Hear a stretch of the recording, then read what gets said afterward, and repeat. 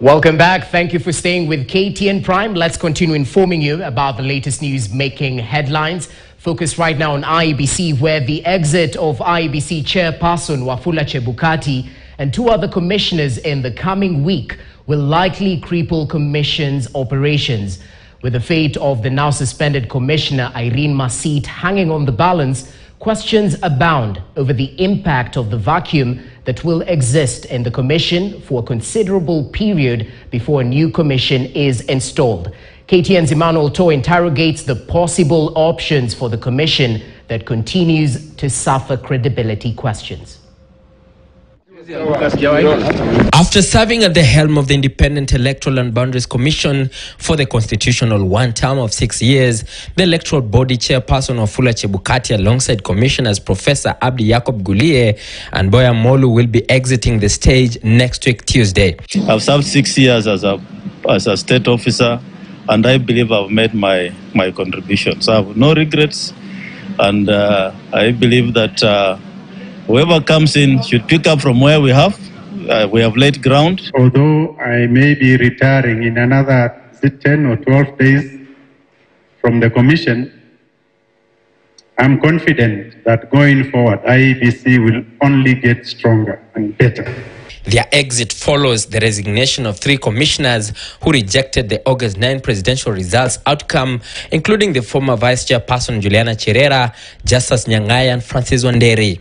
Irene Masit stands suspended but continues to fight on. The situation now means there will be no commissioners at the electoral agency from Wednesday next week. An attempt to hold a by-election or an election, around such circumstances would be, it would lend the institution to many challenges.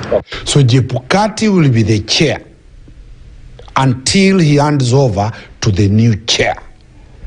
If there is a crisis, the law of perpetuity of government, they will be recalled and they will proceed to discharge their mandate. However, with the by-elections concluded, lawyers argue there will be minimal impact on the operations of the commission, since the secretariat may jump in to ensure smooth operations. The rest of the work in terms of the secretariat, headed by the CEO, executing functions which are actually diurnal or are carried out on a daily basis by the commission. I think those will continue. So there can never be a constitutional crisis.